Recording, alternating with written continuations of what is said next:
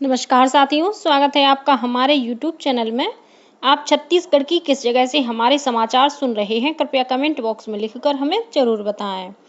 रायपुर से प्रस्तुत हैं छत्तीसगढ़ के प्रादेशिक समाचार। समाचारों के साथ मैं रजनी शुक्ला। पहले मुख्य समाचार। लोकसभा चुनाव के तीसरे चरण के तहत प्रदेश की 7 लोकसभा सीटों पर नामांकन जमा करने का दौर जारी। बीजापुर जिले के 6 मतदान केंद्रों में करीब 20 साल बाद फिर से वोट डाल सकेंगे लोग। दंतेवाड़ा जिले में एक इनामी सहित 26 माओवादियों ने पुलिस अधीक्षक के समक्ष किया आत्मसमर्पण। और आज चैत्र नवरात्रि की महाअष्टमी है। शक्तिपीठों और देवी मंदिरों में महाअष्टमी की पूजा और अनुष्ठान के कार्यक्रम संपन्न किए जा रहे हैं। अब समाचार विस्तार से। प्रदेश में लोकसभा चुनाव के तीसरे चरण के तहत रायपुर सहित 7 लोकसभा क्षेत्रों में नामांकन पत्र दाखिल करने का सिलसिला जारी है। कल प्रदेश में 15 प्रत्याशियों के 32 नामांकन दाखिल हुए हैं। इनमें सरगुजा से 4, रायगढ़ से 2, जांजगीर चांपा से 3, बिलासपुर से 4, दुर्ग से 9 और रायपुर से 10 नामांकन प्राप्त हुए हैं। भाजपा के वरिष्ठ नेता और मुख्यमंत्री विष्णुदेव साय कल रायपुर और दुर्ग में भाजपा प्रत्याशियों ब्रजमोहन अग्रवाल और विजय बघेल की नामांकन रैली में शामिल हुए। इस दौरान दोनों प्रत्याशियों ने अपने अपने नामांकन पत्र दाखिल किए। रायपुर में आयोजित नामांकन रैली को संबोधित करते हुए मुख्यमंत्री ने कहा कि इस बार रायपुर लोकसभा क्षेत्र से सबसे ज्यादा मतों से जीतने का रिकॉर्ड बनाना है। श्री साय ने कहा कि यह चुनाव बेहद महत्वपूर्ण है। रैली में सांसद सुनील सोनी, मंत्री टंकराम वर्मा, विधायक अजय चंद्राकर सहित पार्टी पदाधिकारी और कार्यकर्ता मौजूद थे। उधर दुर्ग में आयोजित नामांकन रैली को संबोधित करते हुए श्री साय ने कहा कि यह चुनाव वर्ष 2047 तक देश को विकसित भारत और वर्ष 2029 तक विश्व की तीसरी बड़ी आर्थिक शक्ति बनाने का चुनाव है। उन्होंने कहा कि प्रधानमंत्री नरेंद्र मोदी के नेतृत्व में पूरी दुनिया में भारत का मान सम्मान बढ़ा है। श्री साय ने भाजपा द्वारा जारी संकल्प पत्र के बारे में कहा कि अगले 5 साल में 3 करोड़ नए प्रधानमंत्री आवास बनाने, 70 साल से अधिक वर्ष के बुजुर्गों को आयुष्मान भारत योजना में मुफ्त इलाज की सुविधा देने और 3 करोड़ लखपति दीदी बनाने का लक्ष्य है। उन्होंने पूर्ववर्ती कांग्रेस सरकार पर निशाना साधते हुए कहा कि उनसे बीते 5 सालों में छत्तीसगढ़ को अपराध और भ्रष्टाचार का गढ़ बना दिया था। इस मौके पर कांग्रेस नेत्री सीमा बघेल ने भाजपा में प्रवेश किया। मुख्यमंत्री ने उन्हें भाजपा की सदस्यता दिलाई। श्रीमती बघेल वर्ष 1998 से 2003 तक अहिरवारा नगर पालिका की अध्यक्ष रही हैं। वहीं राजधानी रायपुर में कल भारतीय जनता युवा मोर्चा के जिला अध्यक्ष गोविंद गुप्ता के नेतृत्व में युवा कांग्रेस के नेता जयेश तिवारी ने अपने साथियों के साथ भाजपा में प्रवेश किया। गौरतलब है कि तीसरे चरण में नामांकन जमा करने की अंतिम तिथि 19 अप्रैल है। 20 अप्रैल को नामांकन पत्रों की जांच की जाएगी। उम्मीदवार 22 अप्रैल तक अपना नाम वापस ले सकेंगे। तीसरे चरण के तहत 7 मई को वोट डाले जाएंगे। बीजापुर जिले में इस लोकसभा चुनाव में ऐसे 6 मतदान केंद्र हैं जहां करीब 20 साल बाद लोगों को फिर से मतदान करने का मौका मिलेगा। माओवाद प्रभावित उसनार, बेचापाल, पालनार और गमगम क्षेत्र में स्थित 6 मतदान केंद्रों को बीते चुनाव में सुरक्षा कारणों से शिफ्ट कर दिया था, लेकिन अब जिले में सुरक्षा बलों ने 8 नए कैंप स्थापित कर दिए हैं। इसके बाद अब इन इलाकों में रहने वाले ग्रामीणों को अब वोट डालने दूर नहीं जाना पड़ेगा और वे करीब 2 दशक बाद फिर से अपने करीबी मतदान केंद्रों में वोट डाल सकेंगे। जिले के कलेक्टर अनुराग पांडे ने बताया कि इन मतदान केंद्रों के शुरू होने से यहाँ के ग्रामीण काफी खुश हैं। यहाँ कड़ी सुरक्षा में मतदान प्रक्रिया संपन्न कराई जाएगी। प्रदेश में लोकसभा चुनाव के तहत महिला मतदान दलों की भागीदारी सुनिश्चित करने के लिए विशेष पहल की जा रही है। इसी कड़ी में गौरेला पेंड्रा मरवाही जिले में नगरीय निकाय क्षेत्रों के सभी 37 संगवारी मतदान केंद्रों में सिर्फ महिला मतदान दलों द्वारा आगामी 7 मई को मतदान कराया जाएगा। इनमें नगरीय क्षेत्र गौरेला में 16, पेंड्रा में 11 और मरवाही में 10 संगवारी मतदान केंद्र बनाए गए हैं।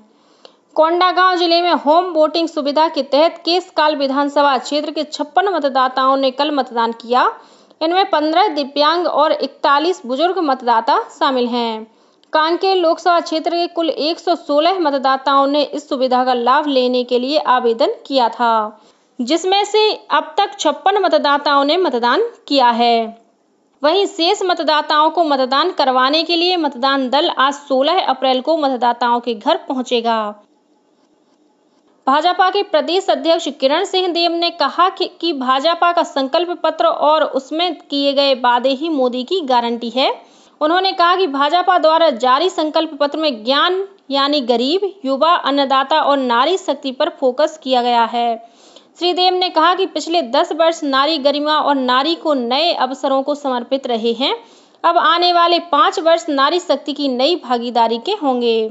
दूसरी ओर नेता प्रतिपक्ष डॉक्टर चरणदास महंत ने कहा है कि भाजपा का चुनावी संकल्प पत्र निराशाजनक है। उन्होंने कहा कि संकल्प पत्र में महंगाई और बेरोजगारी से राहत देने की कोई उपाय नहीं है। दंतेवाड़ा जिले में एक इनामी सहित 26 माओवादियों ने कल पुलिस अधीक्षक के समक्ष आत्मसमर्पण कर दिया। इन सभी माओवादियों ने लोन बर्राटू अभियान से प्रभावित होकर समाज की मुख्य धारा में शामिल होने का निर्णय लिया है। इन माओवादियों के खिलाफ विभिन्न थाना क्षेत्रों में माओवादी गतिविधियों में शामिल होने का आरोप है।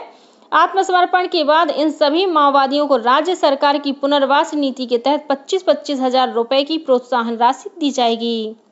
गौरतलब है कि लोन बर्राटू अभियान के तहत जिले में अब तक 176 इनामी सहित 717 माओवादी आत्मसमर्पण कर चुके हैं। लोकसभा चुनाव के तहत मतदान करने के लिए लोगों को जागरूक करने प्रदेश भर में विभिन्न कार्यक्रमों का आयोजन किया जा रहा है। इसी कड़ी में बलरामपुर जिले की ग्राम पंचायत डौरा कोचाली में मतदाता जागरूकता कार्यक्रम के तहत महिलाओं ने आकाश में एयर बैलून छोड़कर लोगों को मतदान के लिए प्रेरित किया। इस अवसर पर स्थानीय स्कूल परिसर में आयोजित कार्यक्रम में महिलाओं ने स्लोगन और रंगोली के जरिए भारत का नक्शा बनाया। इस दौरान जनपद पंचायत के सीईओ रणवीर साय ने महिलाओं को छत्तीसगढ़ी बोली में मतदान करने की शपथ दिलाई। वहीं मितानिनों द्वारा विभिन्न गांवों में मतदान के प्रति जन जागरूकता लाने के लिए मतदान तिथि याद रखें, 7 मई को मतदान करें जैसे नारों से दीवार लेखन का कार्य किया जा रहा है। इस बीच अग्नि सुरक्षा सप्ताह के मौके पर कल जिले में फायर ब्रिगेड की अधिकारी, कर्मचारियों और जवानों ने मतदाता जागरूकता रैली निकाली। वहीं स्वीप कार्यक्रम के तहत दुर्ग स्थित पद्मनाभपुर मिनी स्टेडियम में जिला प्रशासन द्वारा लोगों को मतदान का महत्व बताने के लिए सेंचुरी बोटिंग मैत्री क्रिकेट मैच का आयोजन किया गया। क्रिकेट मैच कलेक्टर एकादश और नागरिक एकादश के बीच खेला गया। इस मैच में कलेक्टर एकादश की टीम ने जीत हासिल की। उधर मुंगेली जिले के ग्राम चलान के सांस्कृतिक भवन में मत्स्य विभाग द्वारा मतदाता जागरूकता कार्यक्रम का आयोजन किया गया। इस दौरान लोगों को मतदान का महत्व बताया गया। राज्यपाल विश्वभूषण हरिचंदन अपने ओडिशा प्रवास के दौरान नमामि दुनाकिनी अनुकुल्या में आयोजित उड़ीसा नववर्ष उत्सव में शामिल हुए। इस मौके पर राज्यपाल ने ओडिशा के इतिहास, परंपरा, गौरव, संस्कृति और वीरता का जिक्र किया। उन्होंने ओडिशा वासियों से भाषा, साहित्य और संस्कृति की रक्षा के लिए नेतृत्व करने और राष्ट्र की भलाई के लिए कार्य करने का आह्वान किया। आज चैत्र नवरात्र की महाअष्टमी है। इस दिन आदि शक्ति मां दुर्गा के 8वें स्वरूप महागौरी की पूजा अर्चना की जाती है। राज्य की सभी शक्ति पीठों और देवी मंदिरों में महाअष्टमी की पूजा और अनुष्ठान के कार्यक्रम संपन्न किए जाएंगे। वहीं जगह जगह हवन, पूजन और धार्मिक आयोजन के साथ ही भंडारे का भी आयोजन किया जाएगा। वहीं महाअष्टमी के दूसरे दिन कल रामनवमी के मौके पर ज्योति कलश और जवारे का विसर्जन किया जाएगा। दुर्ग में कल ट्रांसजेंडर दिवस समारोह का आयोजन किया गया। इस समारोह में दुर्ग, बेमेतरा और बालोद के ट्रांसजेंडर समुदाय के लोग शामिल हुए।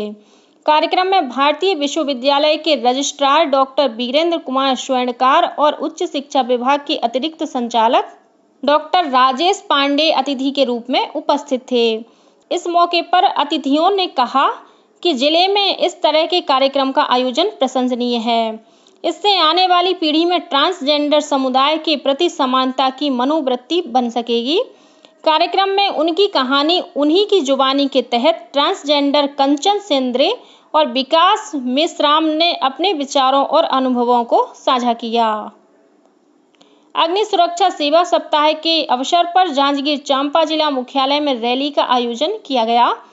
रैली नगर सेना और अग्निशमन कार्यालय से शुरू हुई, जो कचहरी चौक, बीटीआई चौक और नेताजी चौक से होते हुए वापस अग्निशमन कार्यालय पहुंची।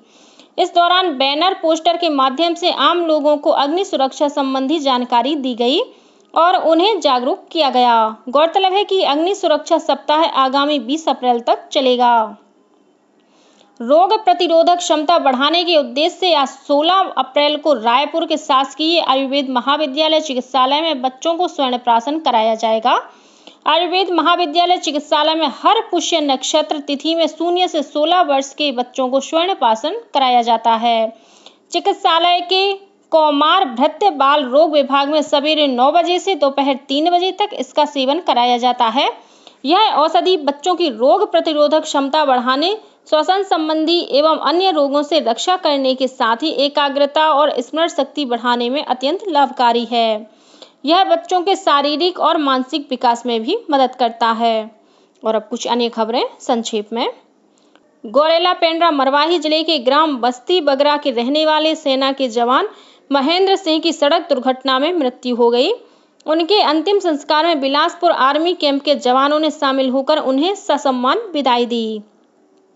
बिलासपुर पुलिस ने चाइल्ड पोर्नोग्राफी अपलोड करने के मामले में स्कूल के एक शिक्षक सहित 11 लोगों को गिरफ्तार किया है। बेमेतरा जिले के ग्राम हाड़ गांव में कल आकाशीय बिजली गिरने से एक महिला किसान की मौत हो गई। और धमतरी जिले के सिहावा पुलिस और साइबर सेल की टीम ने बीती रात ग्राम सांकरा स्थित फॉरेस्ट नाका चेक पोस्ट के वाहन चेकिंग के दौरान 11 किलो गांजा के साथ 3 लोगों को गिरफ्तार किया है। इसी के साथ छत्तीसगढ़ के समाचारों का ये बुलेटिन समाप्त हुआ। नमस्कार।